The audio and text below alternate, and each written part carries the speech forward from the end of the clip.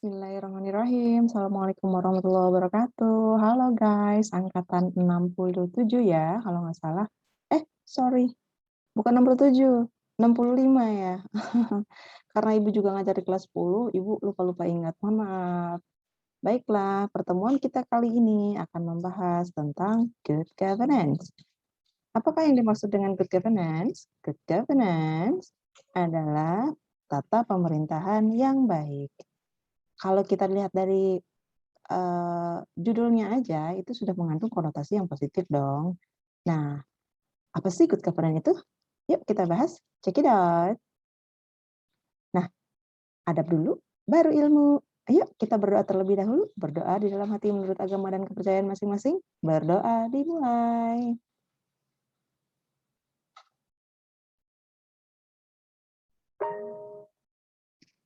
Berdoa selesai. Thank you. Nah, sebelum kita mempelajari good governance, kita perlu tahu dulu nih, apa sih tujuan pembelajaran kita hari ini? Nah, tujuan pembelajaran kita adalah setelah mempelajari materi good governance, diharapkan kalian bisa melaksanakan pemerintahan sesuai karakteristik good governance dengan berlandaskan nilai-nilai ketuhanan yang Maha Esa. Kenapa demikian? Karena di kelas ini atau di angkatan kalian ini kita nggak tahu dong masa depan kalian tuh kayak mana. Nah, barangkali aja di antara kalian ada yang menggantikan Bapak Presiden Joko Widodo memimpin Indonesia.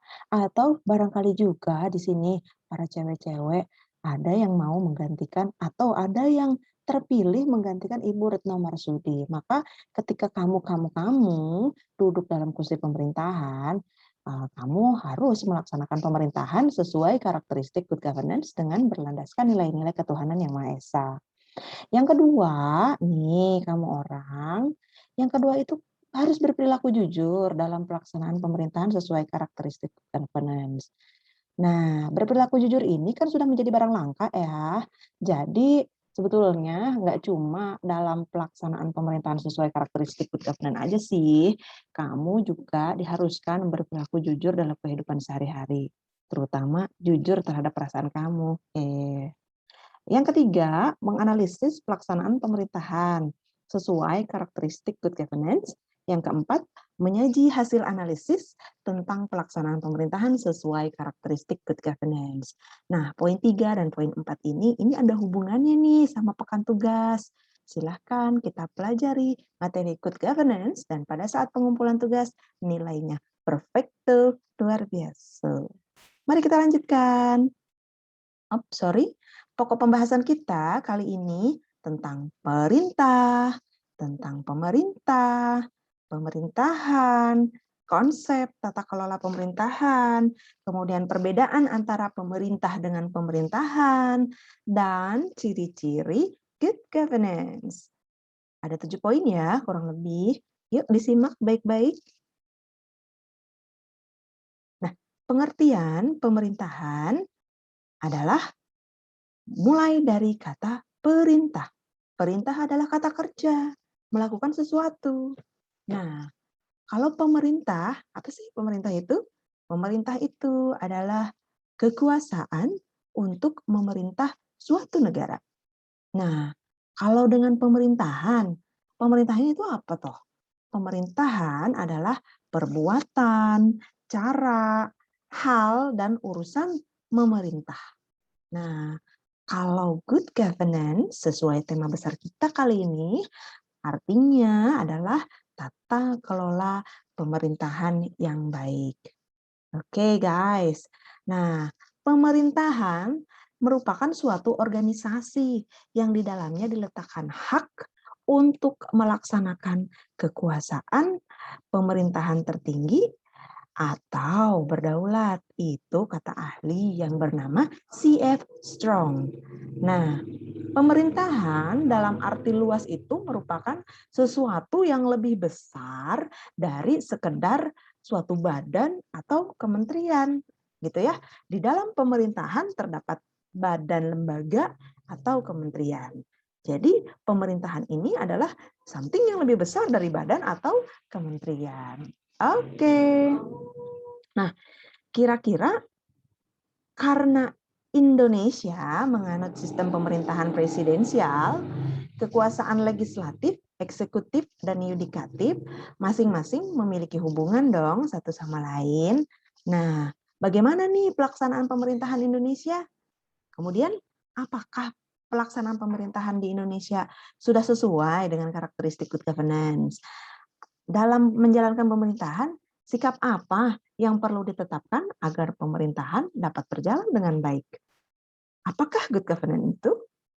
Nah, pertanyaan-pertanyaan barusan itu akan kita bahas 1,5 bulan ke depan bersama Ibu Fiska, insya Allah. Lanjutkan.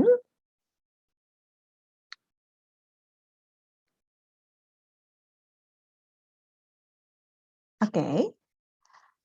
Menurut S.E. Wiener, Profesor Samuel Edward Wiener, beliau ini adalah seorang ilmuwan politik dan sejarawan yang berspesialisasi dalam politik komparatif, yang berperan penting dalam memajukan studi politik sebagai subjek akademik di Inggris, mempelopori studi tentang institusi politik di Inggris.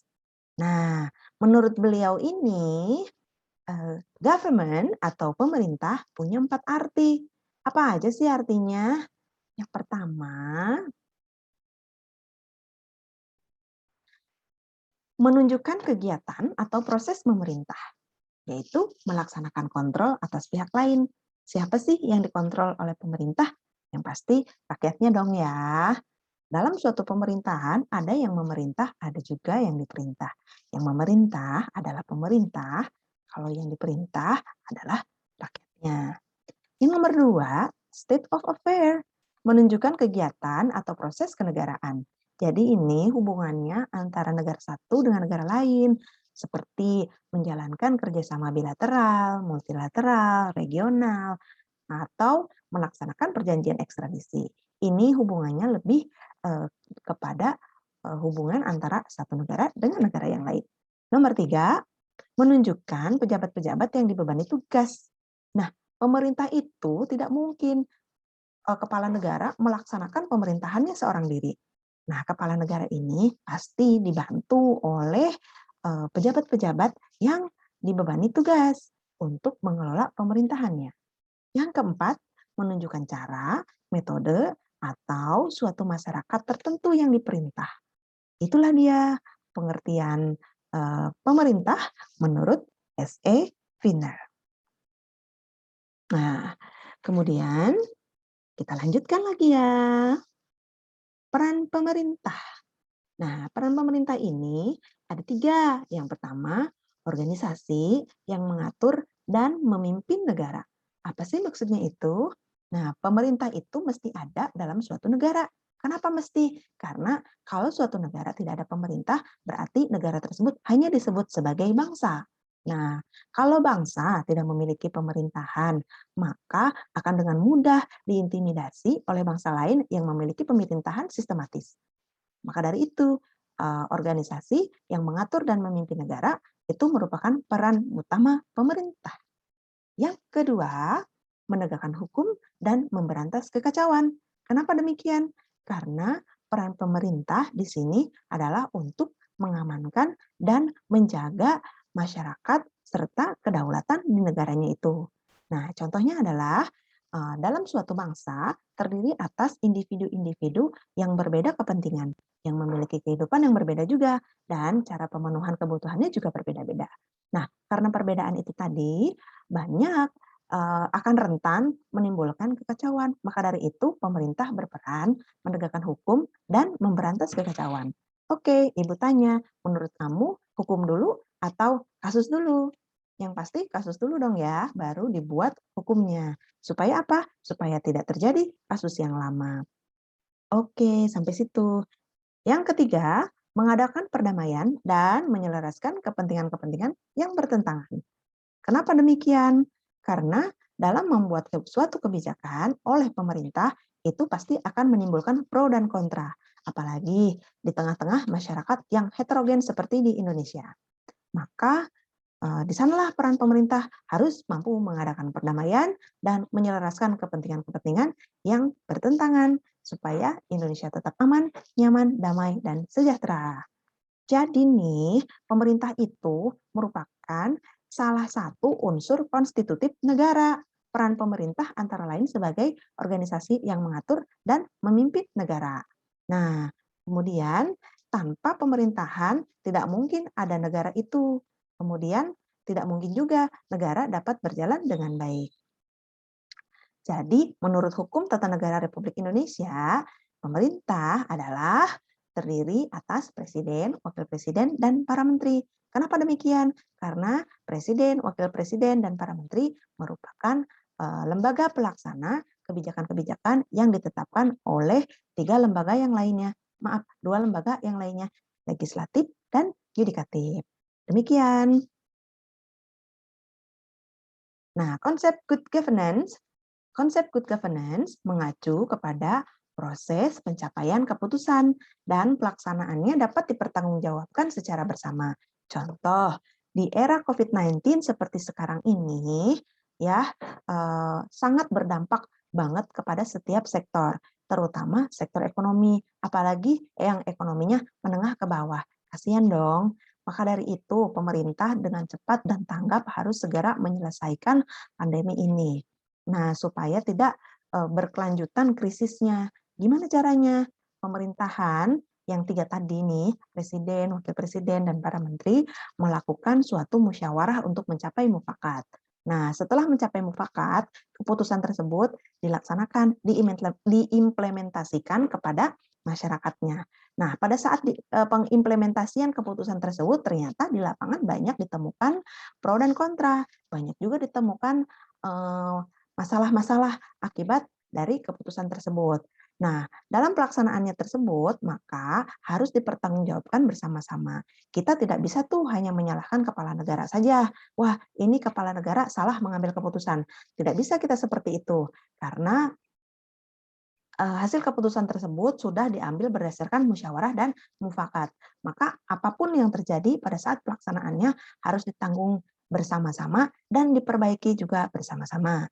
Nah, konsep good governance sebagai suatu konsensus yang dicapai oleh pemerintah, warga negara, dan sektor swasta bagi penyelenggaraan pemerintahan dalam suatu negara. Nah, perbedaan government dan governance ada dua. Kalau government, pemerintah lebih berkaitan dengan lembaga yang mengemban fungsi pemerintah dan mengemban fungsi mengelola administrasi pemerintahan.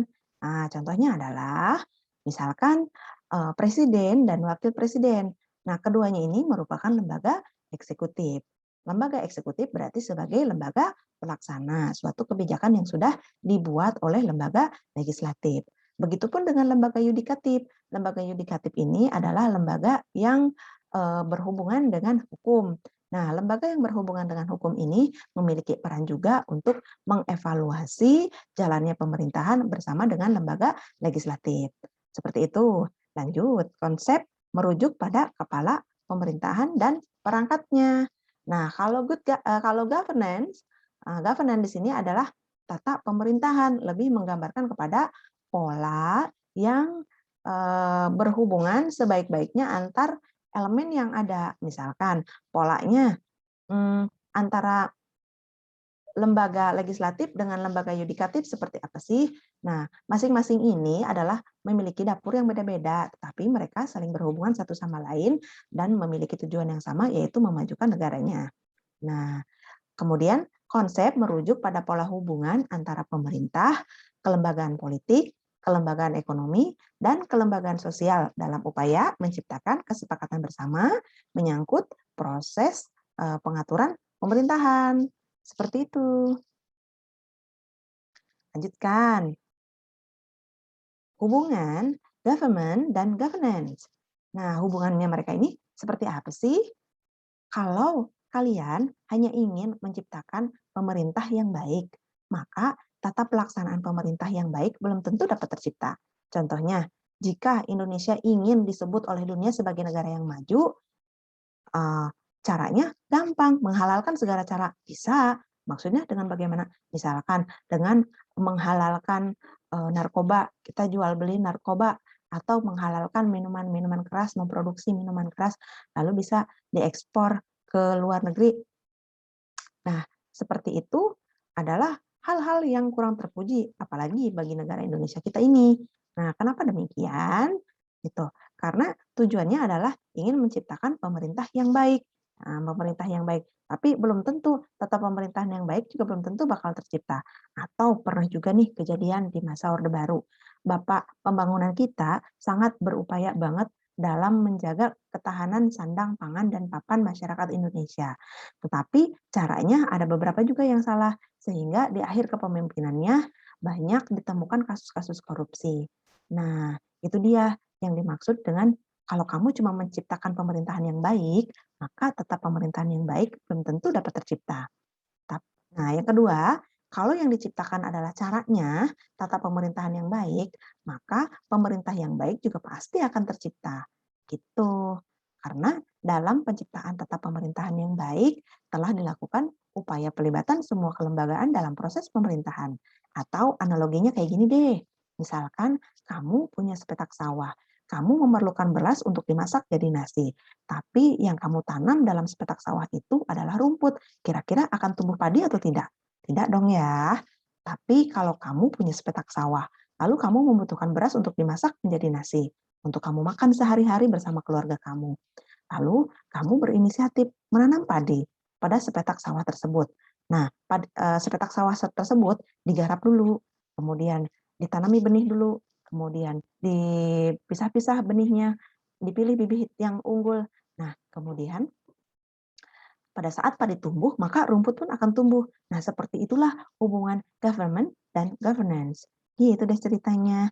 Karena pada saat kamu menanam padi, kamu dikasih pupuk, ya itu juga yang dimaksud dengan tata pemerintahan yang baik telah dilakukan upaya pelibatan semua lembaga dalam proses pemerintahan. Jadi pupuknya itu adalah lembaga-lembaga yang dilibatkan dalam proses pemerintahan.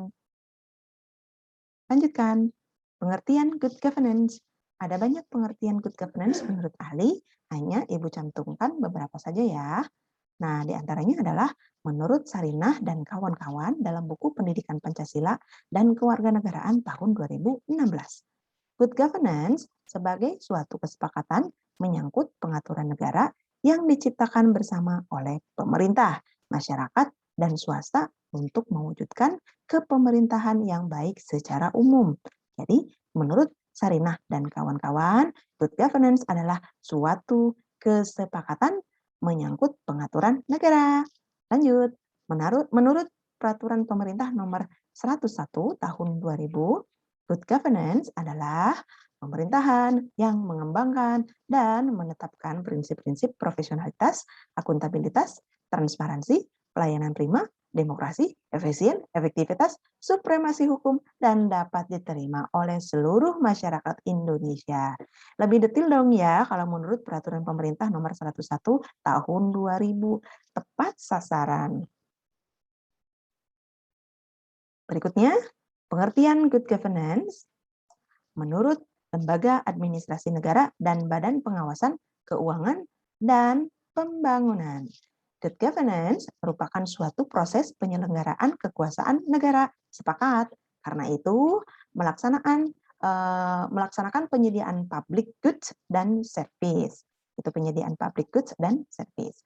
Nah, good governance yang efektif menuntut adanya alignment atau koordinasi yang baik dan integritas. Jadi nih harus koordinasi, jangan mengambil keputusan sendiri, apapun harus dibicarakan, iya kan? Nah, profesionalitas serta etos kerja dan moral yang tinggi tetap ya, karena Indonesia berlandaskan pada Pancasila harus menjunjung moral yang tinggi agar kepemerintahan yang baik menjadi realitas dan berhasil diwujudkan. Diperlukan komitmen dari semua pihak, yakni pemerintah dan masyarakat. Itu. Jadi, perlu komitmen dalam mewujudkan good governance. Dari siapa aja komitmennya? Dari pemerintah, masyarakat, dan pihak swasta tentunya dong. Lanjut lagi, menurut Bintoro Cokro Amijoyo. Menurut Mas Bintoro Cokro Amijoyo, good governance yakni sebuah bentuk manajemen pembangunan. Jadi kalau kita mau membangun sesuatu, ya kita harus belajar manajemen pembangunan terlebih dahulu. Apa sih yang mesti disiapkan? Kalau kita mau bikin rumah, kita perlu bikin pondasi dulu. Kalau bikin pondasi, yang dibutuhkan apa sih? Batu, pasir, semen, gitu kan ya. Sama tukang dong yang mengerjakan pembangunan tersebut. Nah, kalau menurut Bintoro Cokro Amijoyo, jadi sebuah bentuk manajemen pembangunan good governance itu yang juga disebut administrasi pembangunan yang menempatkan peran pemerintah sentral menjadi agent of change dari suatu masyarakat yang berkembang di dalam negara berkembang. Bu, kalau negara maju gimana? Apakah itu tidak relevan teori Bintoro Cokro Amijoyo? Kalau negara maju umumnya sudah mencapai good governance dong. Nah, lanjutkan. Menurut Bank Dunia, good governance ialah suatu konsep dalam penyelenggaraan manajemen pembangunan yang solid dan bertanggung jawab sejalan dengan demokrasi dan pasar yang efisien, menghindarkan salah alokasi dan investasi yang langka, dan pencegahan korupsi baik secara politik maupun administratif, menjalankan disiplin, anggaran, serta penciptaan legal dan political framework bagi tumbuhnya aktivitas kewirausahaan. Jadi, kalau kita simpulkan nih, kalau menurut Bank Dunia, good governance itu hubungannya dengan aktivitas kewirausahaan suatu negara. Nah, lanjutkan lagi. Menurut UNDP atau United Nations Development Program, good governance adalah suatu hubungan yang dalam sinergis dan konstruktifnya ada di antara swasta dan masyarakat. Gitu deh ceritanya pengertian good governance. Semoga kalian bisa memahami dan mengingat-ingat agar nanti pada saat UTS atau UAS kalian tidak gagap deh dalam mengerjakan soal. Berikutnya kita lanjutkan. 3 unsur pokok good governance. 3 unsur pokok good governance ini ada masyarakat, pemerintah, swasta. Ketiganya ini harus bersinergi, melakukan hubungan saling menguntungkan satu sama lain, dan saling menyokong kebutuhan dari masing-masing. Nah, pemerintah ini harus menjadi penyokong masyarakat dan swasta. Atau swasta ini adalah bisa kita kenal sebagai pelaku industri. Nah, gitu ceritanya. Kalau misalkan salah satunya tidak berjalan dengan baik, maka ini akan sulit untuk mencapai good governance. Anggap aja ketiganya ini kayak roda bajai ya. Roda bajai, kalau salah satunya kempes, menurut kamu akan seperti apa sih jalannya? Dia akan tetap jalan, bisa? Iya, tetap bisa, tetap hidup. Tapi nanti di depan akan mudah tersungkur pada krisis ekonomi. Begitu yang dimaksud dengan good governance, 3 unsur pokok yang harus saling bersinergi dan saling memberi sokongan satu sama lain. Nah, lanjutkan. Kalau ciri-ciri good governance menurut Laude Ida, di sini ada 6. Kenapa ada 6? Sebetulnya ke-6 ini ciri-ciri yang Laude Ida lihat dari negara Indonesia. Pertama adalah terwujudnya interaksi yang baik antara pemerintah, swasta, dan masyarakat. Nah, kemudian terutama bekerja sama dalam sektor pengaturan kehidupan sosial politik dan sosioekonomi. Jadi ketiga unsur ini mereka harus mewujudkan interaksi yang baik. Jadi tidak boleh tuh gontok-gontokan, marah-marahan gitu kan ya. Mereka bertiga ini nggak boleh putus hubungan. Nah, kemudian yang kedua, melakukan komunikasi yang bersinergi untuk menghasilkan output yang berkualitas. Maksudnya di sini adalah komunikasi, adanya jaringan multisistem yang melakukan sinergi untuk menghasilkan output yang berkualitas. Dari ketiga unsur pokok ini, mereka harus dengan jujur menyampaikan apa yang dibutuhkan, apa yang diperlukan, apa yang cukup. Jadi tidak ada dusta di antara mereka bertiga. Yang ketiga, melakukan proses penguatan diri. Yang dimaksud dengan proses penguatan diri di sini adalah ada upaya untuk memandirikan pemerintahan, gitu ya, mendirikan pemerintah dalam mengatasi kekacauan yang dari kondisi lingkungan dan dinamika masyarakat yang tinggi. Nah, kita ngerasain banget nih, contohnya seperti saat pandemi seperti sekarang ini. Pada saat pandemi seperti sekarang ini kan pemerintah benar-benar kelimpungan ya dalam mengelola pemerintahannya, dalam mengelola masyarakatnya. Maka perlulah itu dilakukan proses penguatan diri sendiri supaya Indonesia itu bisa segera pulih. Indonesia itu bisa segera menyelesaikan masalahnya eh, karena terdampak COVID-19 ini. Nomor 4, keseimbangan kekuatan. Keseimbangan kekuatan dalam rangka mewujudkan pembangunan yang berkelanjutan.